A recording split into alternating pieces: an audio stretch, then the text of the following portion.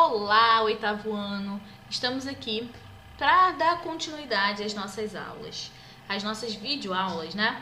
Bom, hoje nós vamos entrar em um novo assunto chamado regionalização do espaço mundial, ok? Eu vou tirar aqui a minha imagem para ficar mais fácil de vocês observarem todos os elementos que eu coloquei aqui para vocês.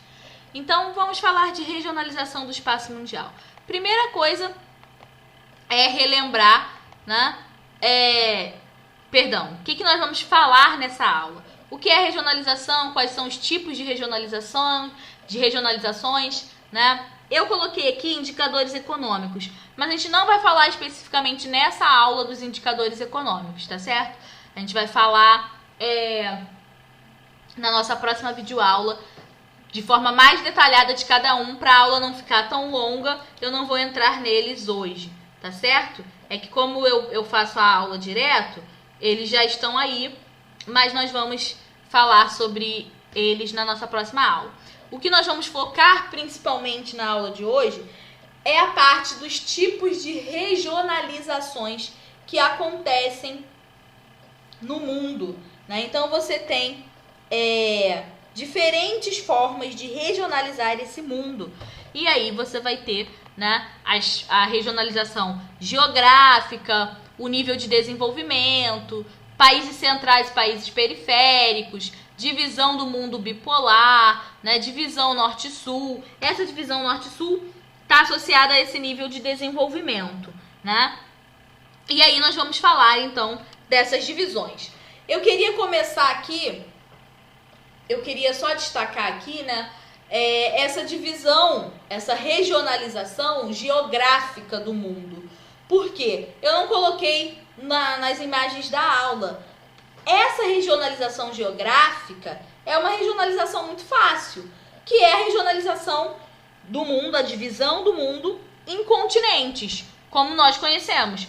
Continente americano, continente europeu, africano, asiático, a Oceania. Então, a divisão do mundo em continentes é uma forma de regionalização desse mundo. A regionalização geográfica. Eu não coloquei um mapa específico, uma imagem específica aqui, porque ela é algo, né, já bastante conhecido da gente. Nós já conhecemos essa regionalização. As outras que a gente não fala tanto. Só para recapitular, né, o que é regionalização? O que é regionalizar? Regionalizar é agrupar por similaridade, se baseando em um critério, né? Um critério que vai ter uma finalidade. Nós falamos sobre regionalização no ano passado. Regionalizar é dividir em áreas, né? Dividir em partes. Nós criamos um critério, temos um critério, dependendo daquilo que nós queremos regionalizar. Então, daquilo que nós queremos analisar. Então, eu quero analisar a estrutura ou a dinâmica populacional dos lugares, né? A formação étnica da população. Então, eu vou criar como critério os grupos étnicos e vou regionalizar aquela área a partir desses grupos. Grupo X faz parte de uma região, grupo Y está presente em outra, grupo Z está presente em outra. Regionalizar é dividir, né? Agrupar por similaridade, aquelas áreas que têm característica comum entre elas, tá? Então, vamos falar aqui da regionalização do mundo bipolar, né? Essa regionalização, ela pensava o sistema político e econômico de cada país.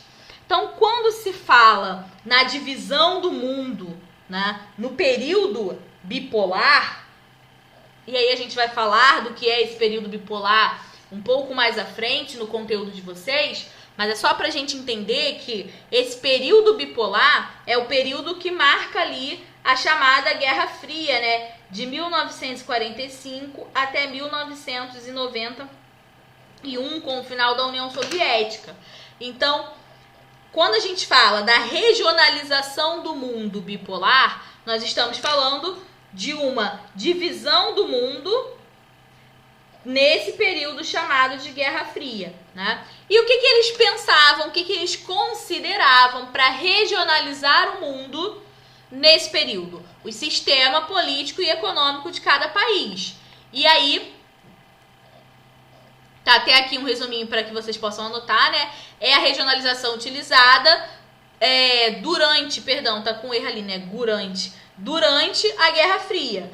E ela estava associada ao posicionamento político e econômico dos países, que eram aliados aos Estados Unidos ou à União Soviética. Dependendo de qual sistema político e econômico você seguia, se você estava aliado ao sistema político e econômico dos Estados Unidos, você fazia parte de uma região do mundo.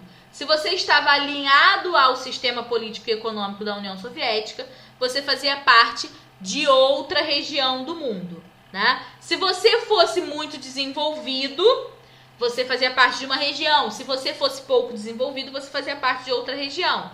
E aí temos aqui um mapa, mais ou menos, mostrando aí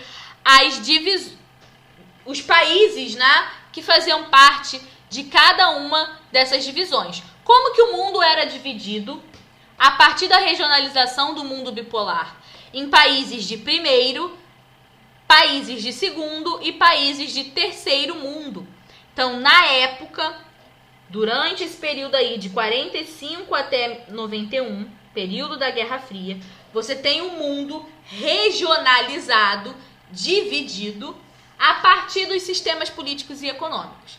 Se você era capitalista, super desenvolvido, você fazia parte do chamado países de primeiro mundo, do grupo, né, chamado países de primeiro mundo. Aí você tem Estados Unidos, os países da Europa, que faziam parte desse grupo. Se você era socialista, você fazia parte dos chamados países de segundo mundo, que eram as potências socialistas da época. Agora, se você era um país pobre, né, associado ao capitalismo principalmente, você fazia parte do chamado países de terceiro mundo. O Brasil fazia parte desse chamado países de terceiro mundo. Tanto que a gente escuta até hoje, algumas pessoas falam, né? Ah, esse país é um país de terceiro mundo, né? Eu quero ir para o país de primeiro mundo. Então, isso tem a ver com essa regionalização feita nesse contexto da Guerra Fria. Essa regionalização, ela não é mais uma regionalização que reflete, de fato, a realidade do planeta, né? A realidade dos países. A gente não pensa mais a divisão dos países, a regionalização do mundo, a gente não pensa essa regionalização hoje a partir desse sistema político e econômico. Hoje a gente pensa mais a questão do nível de desenvolvimento dos países, né? Mais associado a essas questões. E aqui é mais para que vocês possam anotar no caderno, né? Então eu coloquei um textinho aí sobre os países de primeiro mundo, de segundo mundo, de terceiro mundo. Quais são os exemplos de países que nós vamos encontrar, né? Então vocês podem ver aí que países de primeiro mundo, Estados Unidos, Canadá, os países da Europa, né, Japão, porque são países que eram capitalistas extremamente desenvolvidos. E vocês podem ver que tem características, né? Quais são as características desses países? Alta industrialização, elevado nível tecnológico, altos indicadores sociais.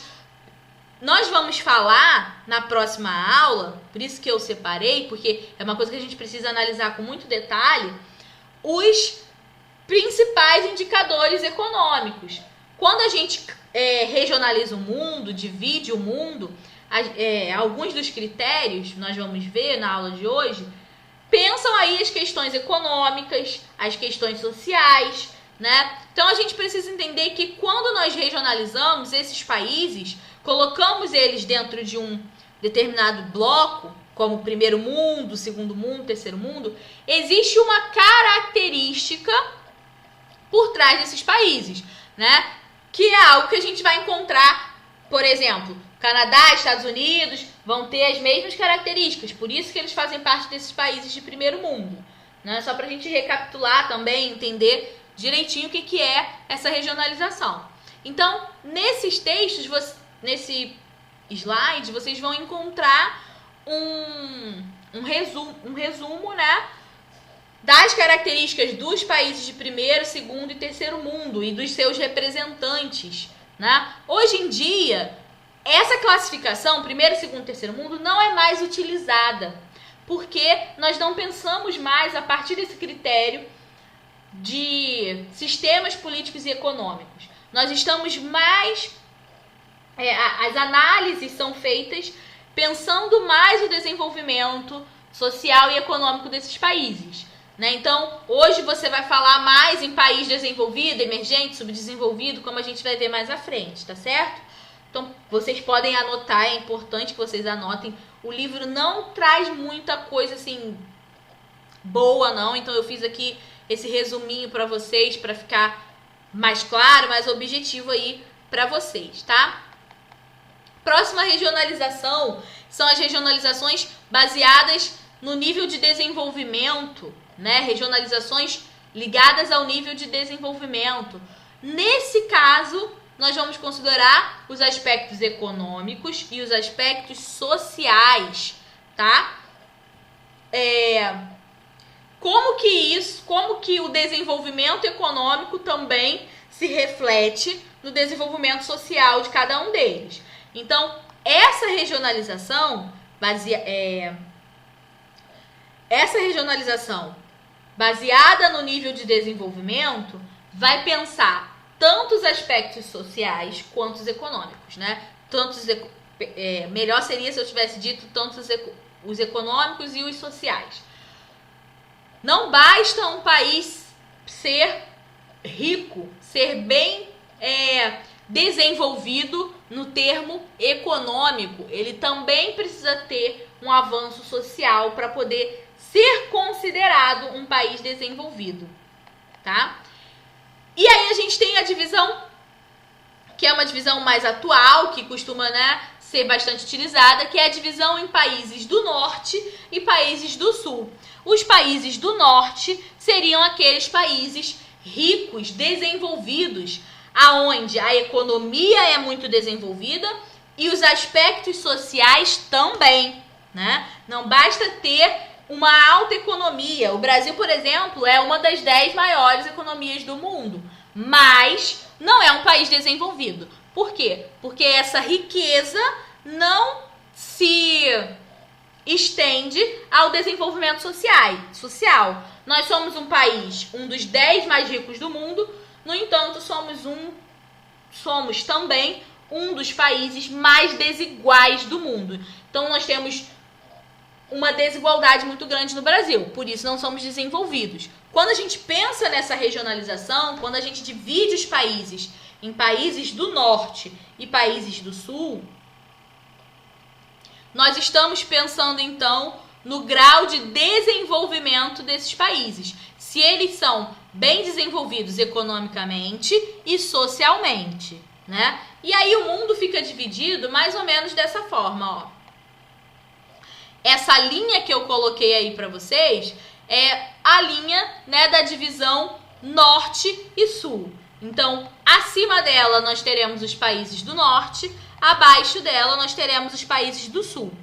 Aí vocês podem pensar, professora, mas olha só, aqui você tem a Austrália no sul. Ela não deveria ser um país do sul?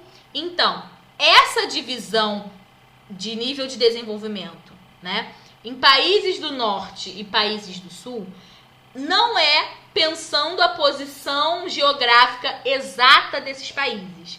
A Austrália é bem desenvolvida economicamente e socialmente. Por isso ela faz parte dos chamados países do norte, mesmo estando no sul, né? Então, a posição geográfica não impede que você tenha países que estão na parte sul do planeta, né, fazendo parte dos países do norte, assim como, se também acontecer, né, um país do norte ficar pobre, ele vai ser considerado, então, como integrante do bloco de países do sul.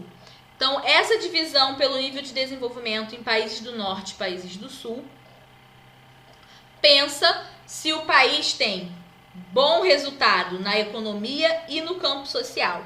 Se ele tem, ele é considerado um país desenvolvido, país do grupo norte. Se ele não é bem desenvolvido economicamente e socialmente, ou se ele só tem desenvolvimento econômico, ele é considerado como um país subdesenvolvido, integrante aí do bloco sul, né? Então, essa é a divisão norte-sul do globo, né?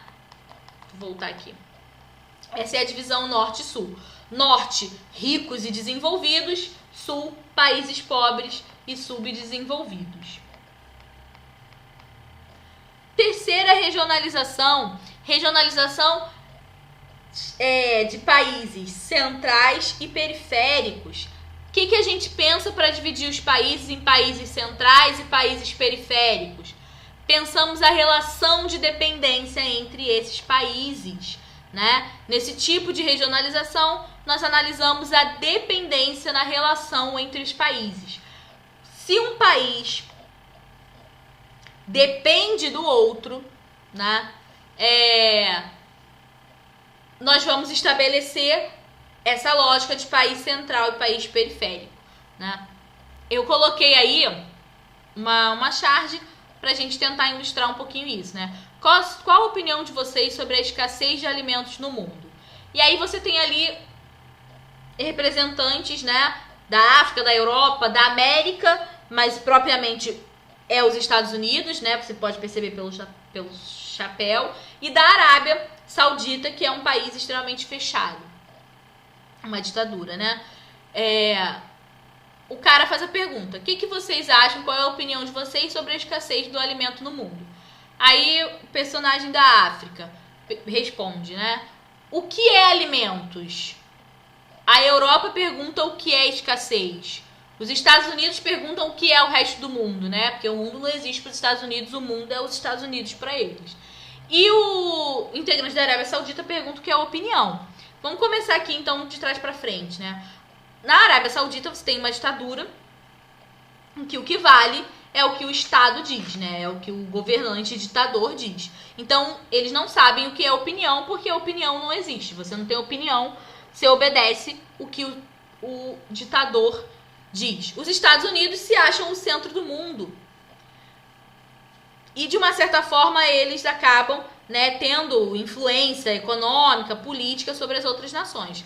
A Europa não sabe o que é escassez, porque a Europa também é um território, né? Os países europeus são territórios que têm desenvolvimento econômico, que têm desenvolvimento social. Então, o que é faltar alguma coisa para eles? Eles não sabem. E a África pergunta o que é alimento, porque a gente sabe que há uma grande crise de abastecimento de alimentos na África, né? O número de pessoas que passam fome no continente americano é muito alto. O que essa charge tenta mostrar? Que existem países, áreas do globo que dominam outras, que controlam os recursos, né? E outras que, de uma certa forma, dependem desse recurso e não possuem esse recurso. Então, se elas não possuem, elas vão depender da oferta dessas outras nações para que elas acessem a isso. É aí que nasce essa relação de países centrais e países periféricos. Aqueles países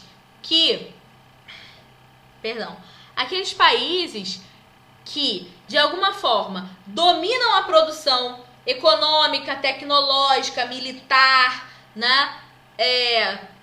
Vamos colocar aqui, de alimentos. Esses países que dominam essa produção de maneira geral, eles são chamados países centrais. São eles que vão acabar influenciando os demais países. Esses países centrais, eles influenciam os outros, né? Então a gente tem aqui alguns exemplos. Os Estados Unidos, a própria Europa, são países que são considerados Europa continente, né? Então a gente está falando dos países que fazem parte da Europa. São países, e o continente europeu, são países de lá que são considerados países centrais, que tem essa oferta, né? Controlam essa oferta da produção mundial, bélica, econômica, política, de produção de alimentos. E do outro lado, nós temos os países periféricos, que dependem, né, dessa produção. Então, a maioria dos países africanos, por exemplo, são países periféricos, dependem dessa oferta, né? Vão se tornar, então, dependentes. A relação entre os países vai dizer se eles são centrais ou periféricos. Centrais são aqueles que influenciam e controlam essa produção. Periféricos são aqueles que dependem dessa produção.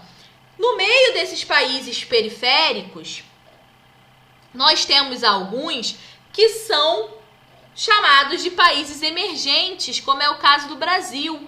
Por quê? Porque, de uma certa forma, nós ainda somos dependentes, dependemos, por exemplo, de tecnologia, então temos uma relação de dependência com esses países centrais, mas o nosso desenvolvimento econômico nos coloca aí entre as 10 maiores economias do mundo. Então, totalmente periférico nós não somos, porque a gente acaba tendo uma certa influência, embora no momento, né, a influência política e econômica do Brasil no mundo esteja totalmente abalada pelas ações do nosso governo. Então, realmente, a nossa influência política hoje no mundo é uma influência quase que nula, né, diante do cenário político que a gente vive internamente no Brasil. Então, o nosso governo é bastante desacreditado fora daqui. Então, a gente acaba, né, não tendo tanto destaque político, mas ainda somos uma das maiores economias do mundo. Então, somos classificados aí como países emergentes, porque recentemente apresentamos um grande crescimento econômico, tá? E quando eu digo recentemente, claro que não é algo que aconteceu ano passado, esse ano, há 2 anos, 3 anos, 4 anos. É algo que vem acontecendo, né, nos últimos 10, 15 anos no nosso país, né? Principalmente nos anos aí do governo do Lula, quando a gente atinge o status de 6ª maior economia do mundo. Então, o governo do ex-presidente Lula coloca o Brasil nesse cenário de países emergentes, né, com um grande crescimento econômico recente na sua história. E aí a gente sai desse cenário de país periférico, deixando de ser totalmente dependente, porque nós dependemos de tecnologia, produção industrial, mas economicamente agora a gente está nesse rol, né, de países bem desenvolvidos economicamente. Claro que não somos considerados um país desenvolvido. Por quê? Porque apesar desse desenvolvimento econômico, infelizmente isso não se reflete de maneira expressiva na condição social da população. Apesar de também ter ocorrido um grande avanço social no governo do ex-presidente Lula, né? Mas ainda assim, nós somos um dos países mais desiguais do mundo. Então, isso faz com que a gente não seja aí, então, um país central, um país desenvolvido. Somos um país considerado emergente por esse crescimento econômico, né? Tá, países emergentes. É um termo que surge a partir de 1950 e está relacionado a esses avanços conquistados de forma recente, né? Então, o Brasil se encaixa nessa categoria. Inclusive, o Brasil vai se aliar a outros países emergentes, formando um bloco, né, chamado aí de BRICS. Eu repeti, era para ter apagado esse slide, era para ter colocado só nisso. Um país aí, o nosso país vai se associar a outros países emergentes, formando um bloco de cooperação, né? Brasil, Rússia, Índia, China e África do Sul são os principais países emergentes do mundo nos últimos anos, os que mais têm crescido, né? A China, principalmente, se tornando aí a 2ª maior economia do mundo. Então, dentro dessa lógica da relação entre os países, nós vamos ter os países centrais, os países periféricos e aqueles países que podemos considerar como países emergentes, que dependem dos países centrais, mas que também influenciam, né, pelo seu desenvolvimento econômico outros países. Por exemplo, esses países periféricos, eles vão começar a ter dependência de países como o Brasil também, né? Não vão mais só depender desses países centrais, eles também vão depender de países como o Brasil. Enquanto o Brasil, como se desenvolveu, né, vai ter uma dependência desses países centrais. Esses países periféricos são tão pobres que imaginar que eles comprem ou vão adquirir alta tecnologia é algo, né, distante da realidade deles. Mas o Brasil vai precisar dessa alta tecnologia porque é emergente. Então, o Brasil se torna dependente desses países centrais em termos de tecnologia, né, financeiramente um pouco menos, apesar da crise que a gente vive hoje no Brasil. E esses países periféricos acabam dependendo da nossa produção. Então, como nós temos um certo desenvolvimento industrial, acaba que a gente assume, como país emergente, o fornecimento desses recursos menos tecnológicos para esses países periféricos, enquanto a gente se alimenta da alta tecnologia produzida por esses países centrais. O BRICS é um grupo aí formado entre os países emergentes, né, de grande destaque, para se fortalecerem economicamente e manter um crescimento econômico.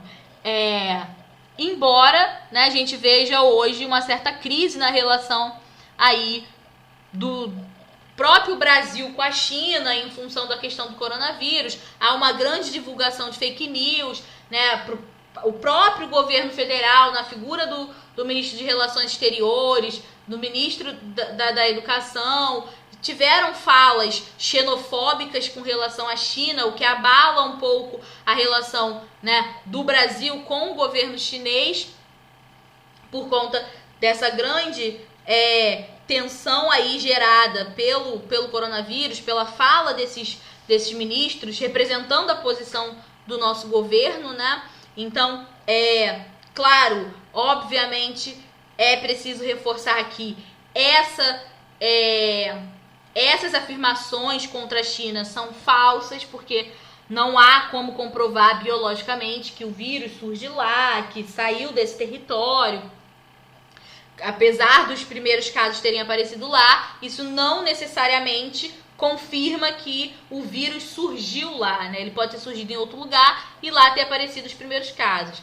Em termos de biologia, é muito cedo para dizer que veio de lá o vírus. Então, essas falas são falas baseadas em fantasias, né, alucinações, como acaba sendo recorrente no caso dessas fake news, né? Por isso que é tão importante a gente estudar e ter uma ideia de onde vem, de onde surge realmente, né, as notícias, para que a gente não acabe se contaminando com essas notícias e fazendo papel de bobo, né? De sair falando coisas que realmente não são verdadeiras, não são fundadas. Então você tem a relação do BRICS um pouco, né, conturbada aí por conta atualmente dessas questões colocadas pelo governo brasileiro em relação à China. Mas esses são países que compõem, então, essa lógica dos países emergentes, né? E aqui, para a gente caminhar para o finalzinho da aula, a origem do desenvolvimento e do subdesenvolvimento. Da onde vem, né, essa ideia de países desenvolvidos, subdesenvolvidos? Bom, isso tudo faz parte de um processo de formação histórica, né, do espaço geográfico. Então, como que esses territórios, como que esses países se formaram, se consolidaram, né? Tudo isso vai influenciar na origem do desenvolvimento e do subdesenvolvimento. Então, a ideia de que um país sempre é subdesenvolvido ou que ele é subdesenvolvido e vai ser desenvolvido um dia é um tanto equivocada, né? Por quê? Porque há várias questões que influenciam nisso. Eu coloquei aí, né, que a origem do subdesenvolvimento e do desenvolvimento está associada a esses processos históricos de formação do espaço geográfico. Então tem a ver com como esses países se formaram. E aí lá no século XV você vai ter a lógica do colonialismo. O que era esse colonialismo? Os países europeus vão dominar aqui na América, por exemplo, os territórios, né? Vão dividir a América entre essas potências europeias e vão estabelecer uma relação que a gente vai chamar de colonialismo. Essas colônias vão ser totalmente dependentes das colônias europeias e elas vão ser exploradas, elas vão ser, poderíamos dizer, né, saqueadas pelas potências europeias. Então, se a gente pegar o caso do Brasil, né? Brasil foi colonizado por Portugal. Portugal explorou nosso território, retirou nossas riquezas, não desenvolveu nada aqui, né? Pelo contrário, nós éramos proibidos de ter qualquer tipo de atividade que Portugal não permitisse. Isso só começa a mudar com a vinda da família real já no século XIX. Então, olha só, vários séculos, né? Do século XV ao século XIX, comecinho do século XIX, não só o Brasil, mas outras nações aqui da América estavam sobre essa formação colonial. Os seus espaços estavam sendo organizados, formados a partir dessa lógica colonialista, que era uma lógica, principalmente nos países da América Latina, de exploração. A gente tem aí algumas exceções, podemos pegar os Estados Unidos. E é bom que a gente consegue entender, quando a gente compara, como que esse desenvolvimento e esse subdesenvolvimento tem a ver com esses processos históricos. O Brasil foi explorado pela lógica colonialista, né, como colônia de Portugal. Nada podia ser feito sem Portugal autorizar. Os Estados Unidos, que foi colônia da Inglaterra, nessa região específica dos Estados Unidos, a Inglaterra aplicou um modelo de povoamento na maior parte do território, né? E eles tiveram liberdade para se desenvolver economicamente, politicamente, o que contribuiu para que hoje eles sejam uma grande potência econômica. Então, enquanto os Estados Unidos tinham liberdade, e aqui eu estou falando de forma bem resumida, vocês vão ver em história, vocês vão estudar em história Estados Unidos, e vocês vão ver como que aconteceu esse processo de colonização. E vocês vão entender melhor tudo o que aconteceu. O que importa aqui pra gente é entender que, enquanto os Estados Unidos tinham liberdade, podia se desenvolver economicamente, politicamente, o Brasil era controlado totalmente por Portugal. Os Estados Unidos se tornam independentes no século XVIII, o Brasil só se torna independente no século XIX. Então, a formação histórica vai contribuir para o desenvolvimento e o subdesenvolvimento dos países, né? Primeiro, com a imposição desse colonialismo, ainda no século XV, depois, com a imposição do imperialismo no século XIX. E aí, no caso do imperialismo, a gente está falando das nações da África, da Ásia, que vão sofrer com a dominação imperialista da Europa. E essas nações são hoje, então, nações extremamente pobres, né? Subdesenvolvidas. Por quê? Porque foram exploradas. O imperialismo é uma releitura do colonialismo, né? É uma dominação, uma imposição novamente adotada pelos países europeus no século XIX, na África e na Ásia, né? Então, esses processos históricos de formação vão contribuir, né, para o subdesenvolvimento e o desenvolvimento das nações nos dias atuais. Além desses processos históricos, como o colonialismo, o imperialismo, né, que atuam diretamente na formação dos espaços, nós vamos ter a chamada divisão internacional do trabalho, que também vai explicar esse desenvolvimento e esse subdesenvolvimento. A divisão internacional do trabalho, chamada de DIT, basicamente a relação comercial entre os países. E aí, se a gente olhar como essa relação foi acontecendo ao longo dos anos, a gente entende por que hoje nós temos países que são centrais, que fornecem as coisas, e os outros que são periféricos, que dependem dessas coisas. Por quê? Porque a relação comercial entre esses países, desde o colonialismo, desde o imperialismo, reforçaram essa lógica de dependência. Olha só, aqui nós temos algumas etapas da divisão internacional do trabalho. Foca mais aqui na questão do que uma nação está oferecendo para outra, né? Sem focar nessa questão das fases do capitalismo, tá? Percebam o seguinte, nessa primeira fase, você tem as metrópoles, que são essas nações europeias que vão implementar o colonialismo, né? Fornecendo o que para as colônias? Produtos manufaturados. E o que as colônias oferecem? Metais preciosos, especiarias, escravos, né? A colônia oferece tudo isso para a metrópole e a metrópole oferece a manufatura. Então, olha só, na colônia não tem manufatura, na colônia não tem produtos de tecnologia sendo desenvolvido. Professora, mas tecnologia não é celular? Não, gente, tecnologia não é celular, não é computador. Tecnologia isso é também tecnologia, mas tecnologia é tudo aquilo que é avançado para aquele momento, né? Então, tudo aquilo que é novo, tudo aquilo que é recém-criado é tecnologia para aquele momento. Então, as manufaturas eram tecnologia, né? Na época desse colonialismo lá no século XV. Então, olha só, essas colônias, elas já nascem dependentes. Percebe a relação comercial entre esses países hoje? Olha como, né, hoje o Brasil não é mais colônia, é um país independente. Mas olha como nós hoje ainda dependemos da tecnologia de fora.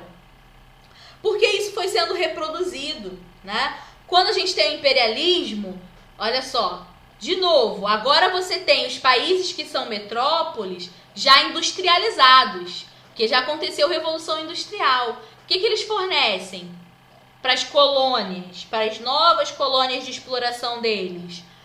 Produtos industrializados. O que essas colônias oferecem? Produtos primários, produtos agrícolas, produtos minerais, combustíveis fósseis. Essas colônias de exploração continuam fornecendo coisas sem tecnologia e comprando tecnologia de fora. Olha como isso vai se estendendo e sendo reproduzido ao longo dos anos. Aqui nós temos mais novas fases dessa relação internacional do trabalho, né? Dessa divisão internacional do trabalho. Agora, olha só, os países não são mais colônia, eles já são países livres. Mas olha o que eles se tornaram. Países subdesenvolvidos. Olha aqueles que eram metrópoles. São países desenvolvidos, né? Essa última parte mostra a atualidade. Então, os países desenvolvidos fornecem o quê? Tecnologia superior, né? Alta tecnologia, investimentos, capitais, empréstimos. Os países desenvolvidos vão fornecer tudo isso para esses países subdesenvolvidos, que agora, hoje, né, nessa última fase aí, são industrializados. Olha o Brasil é industrializado, mas o Brasil, ele depende dessa tecnologia superior. Então, o Brasil é esse país subdesenvolvido industrializado, e a gente depende da tecnologia que vem daqui. Isso começou aonde? Com a divisão internacional clássica aqui, né? Com a divisão internacional do trabalho clássica, lá no colonialismo, reforçada pelo imperialismo, se mantém pós-independência, né? Quando não éramos industrializados, e agora que somos industrializados, continua. Então veja como esses países que eram metrópole, lá na dite do colonialismo, no início dessa divisão internacional do trabalho, eles, ao longo das transformações históricas, da evolução tecnológica, eles foram se apropriando dessa evolução, enquanto aqueles que eram colônia foram sempre ficando nessa relação de dependência, né? E hoje, né? Hoje nós temos aí diferentes centros de poder, né? Na verdade, podemos dizer que nós temos 3 grandes pontos centrais de poder no mundo atualmente. os Estados Unidos, a Europa e o Japão, né? Então você tem os Estados Unidos influenciando aqui na América, né, no continente americano. Você tem aqui, ó, uma relação de dependência desses países, principalmente latinos, né, do México para baixo, os países latinos em relação aos Estados Unidos. Você tem a Europa influenciando aqui, ó, através da União Europeia, na África, em partes da Ásia, né? Essa parte aqui pertence ao continente asiático. E você tem o Japão influenciando aqui, ó, na região do Pacífico, né? Na Oceania, nas ilhas do Pacífico. Então, você tem essas três grandes áreas de influência, esses três grandes polos de influência, né? Comandando aí, então, de alguma forma, a relação entre esses países, a relação de dependência entre esses países. Tarefa aí para vocês, página 246 e 247 do livro. Qualquer dúvida, manda para a agenda digital, envia a tarefa para o meu e-mail.